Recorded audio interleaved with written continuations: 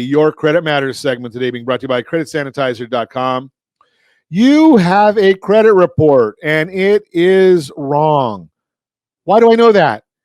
Because I've never seen one that's completely correct. That's just the way it is. The issue is they say 79% of them have errors. I just saw something just as we were going on air that Congress is actually looking into what's going on at the bureaus. I'm going to have to get the whole story when we go off air. We'll have it for you tomorrow. But you've got errors on your report. creditsanitizer.com. There's a free audit. How do you go wrong when you get a free audit? Yeah, you do have to pay $1 to get the specific credit report that's needed, but then the audit is free. It's about a 10 to 15 page customized report just talking about you and your family, or just you. It's actually not your family, because if your spouse or significant other, their report would be completely different than yours. So it's just about your credit profile. How a professional fell for an online scam and got the money back.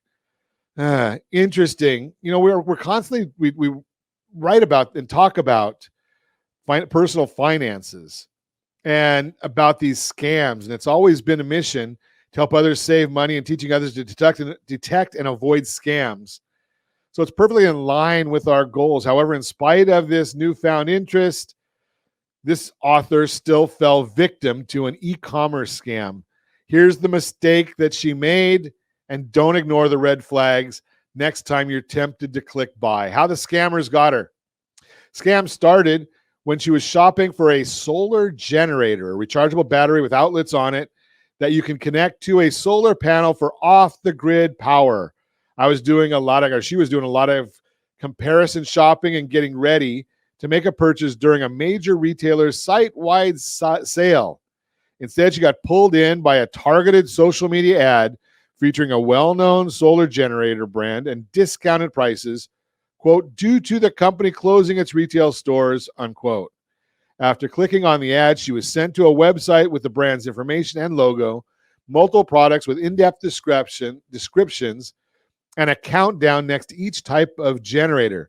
There were only a few left, and she watched as the available quantity slowly dropped, creating urgency, just as the scammers wanted. She felt the urge to act quickly. It seemed plausible, she told herself.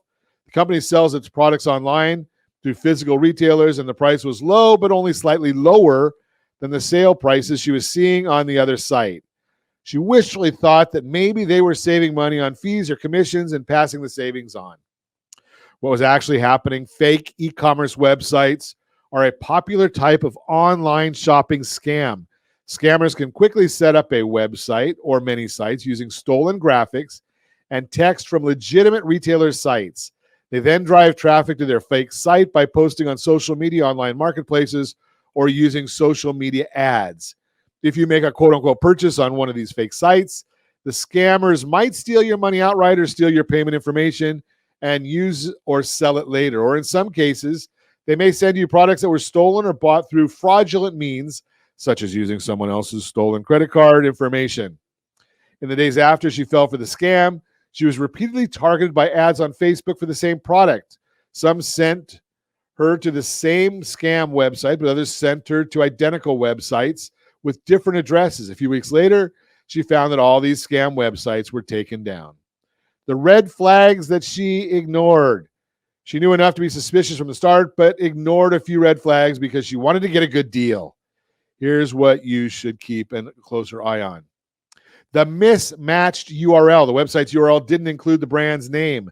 The company's logo, images, and even an advertisement with a well-known celebrity were copied from the official website, but the mismatched URL, big red flag.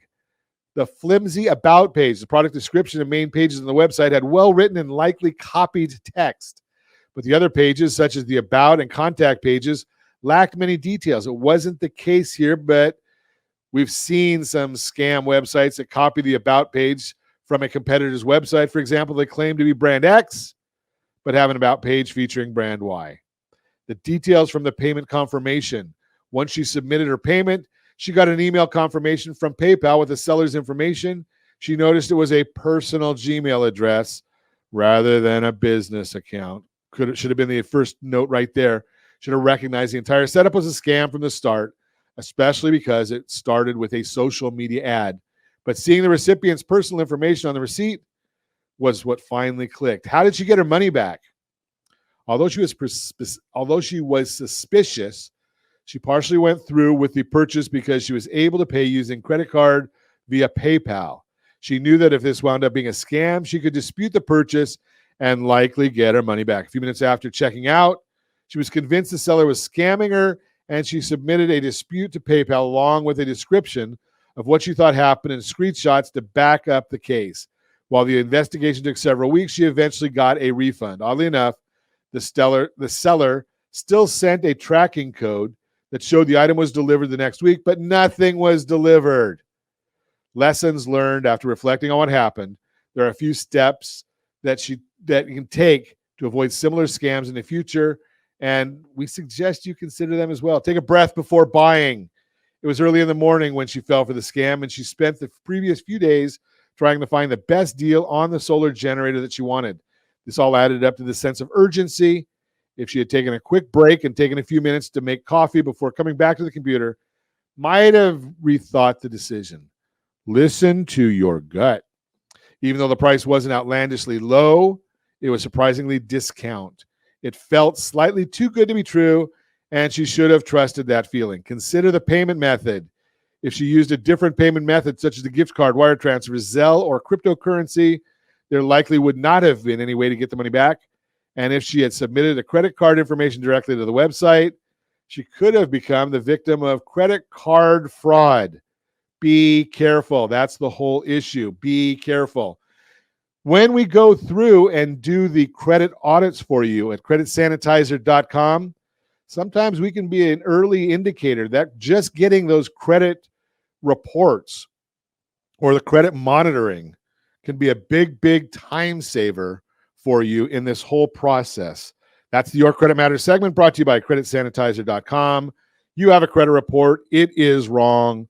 What are you doing about it?